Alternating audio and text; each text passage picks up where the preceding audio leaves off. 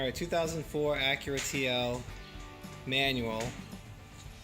Replacing the starter. First thing you gotta do is get the battery out of the way. The starter is actually below it over there. But this is the starter for a stick shift, not an automatic. They're different. They're actually different starters. Alright, pop the battery out. You get this little plastic thing. It's really just attached right here. Pull this out of your way. Now we gotta get the little tray here out of the way. My understanding is it's more than just the ones you see here in the corners, and at least on the automatic it looks like there was two underneath. So alright, quick note, up here on the left side is actually 10 millimeters, but surprisingly the two on the right side here are 12s. So 10, 12 over here.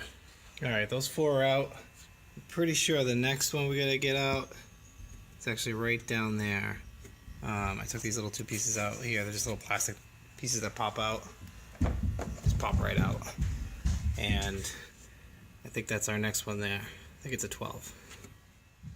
Alright, so this last screw to get this out is not easy. It's kind of a pain in the butt. Maybe from underneath, but I didn't want to get under there if I didn't have to. So essentially, it's just like the other one there. You probably didn't need the air filter out.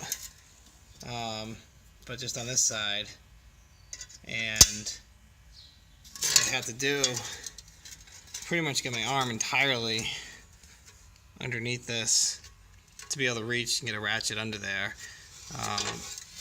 Not super easy, not super hard, but kind of reach down in here right near the starter and get all the way underneath with your elbow and get that one off from above. It is possible. Alright, so the process at this point is essentially just remove this little clip, pull up here, and you disconnect this green clip here. Take this flap, pull this back here, and you take that nut off, and that'll come off with it. And this is just a little clip, a little kind of the standard electric clip that you just pull right out. Then the focus is on the 17-inch bolts, which we'll get to. Apparently can be very tight to get those off. Let's see if we can get in here. There's one of them on the top. It sounds like we might want to start at the bottom first. Alright, so I've decided against removing that clip. I'm actually struggling to get that clip off, and I think I'm just going to take this bolt off here. You can see that there. Also considering that the new one doesn't seem to have that little piece of metal anyways, so I'll just unbolt that, put it on there, right?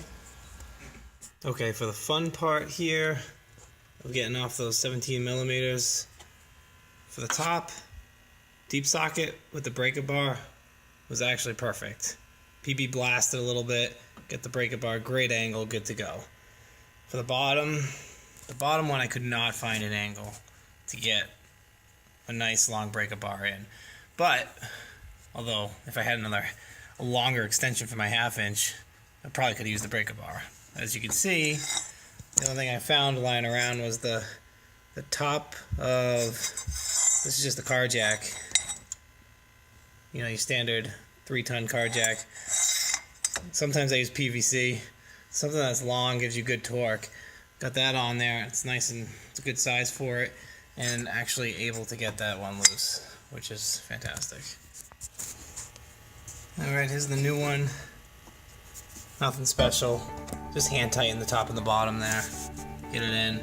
Now I just gotta connect the 3 wires back here. 1, 2, and my little one down there for the mount. Alright, there's the final hookup. Of course, it's hard to test without putting everything back, so I'll just do everything in the reverse order at this point.